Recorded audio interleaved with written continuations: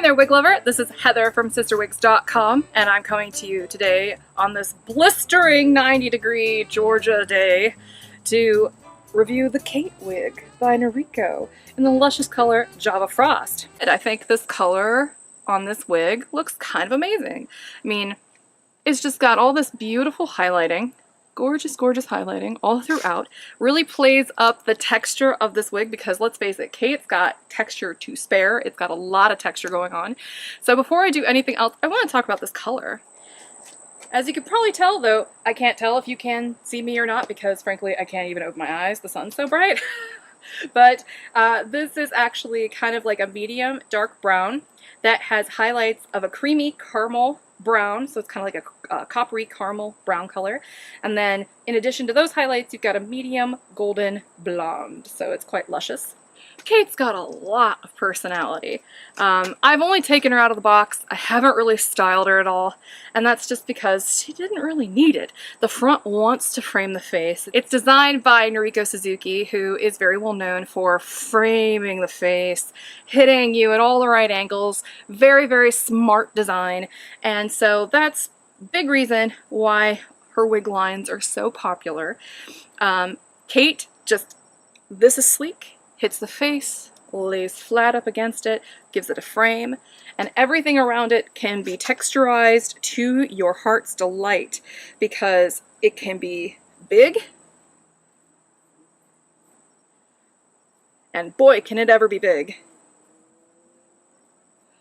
I mean, that's just to give you an idea. That's not really so much of a style as it is me just playing around with it, but I mean, poof, it can get big. Or you can kind of smooth it out like I did and kind of fluff it up a little in the back. And I like to fluff up the back here because it's so stacked and so heavily layered. Kind of have little pieces flare out here and there. If you get yourself some shaping cream, that'll stay in place nicely. I just think this wig is super duper cute. And it's so easy to wear. So let me go ahead and do a 360 for you so I can show you what Kate looks like from all sides.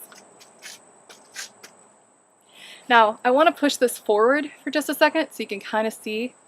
She's symmetrically cut, but depending on where you part her, you get a lot more of these layers on one side as opposed to the other. I definitely recommend a side part for Kate as opposed to a middle part just because she's got so much permatease. She's 100% machine made, so it's a wefted capped wig with lots of permatease.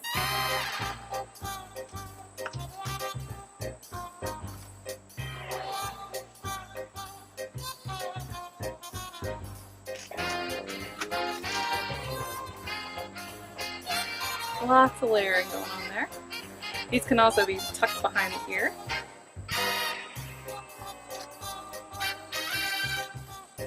But frankly, I like her better with the layers down, or maybe one side tucked and the other one not.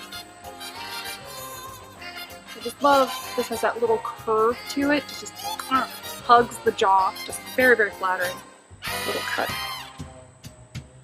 This one actually reminds me a lot of the Angie wig by Envy. So if you like the shape of Kate, but you're looking for monofilament features and or a lace front, check out Angie by Envy. So now I'm going to go ahead and take Kate off so I can show you what the cap construction looks like. So Kate is a machine-made wig, like I said. So this whole area up here with the lace near the top, that's all permateased. The back is open wefted, and the nape is extended with hefty amounts of lace here. It's adjustable in the back, kind of like a bra strap would be. And the ear tabs are closed. They're covered in lace. There's a little band of felt right at the front hairline for comfort.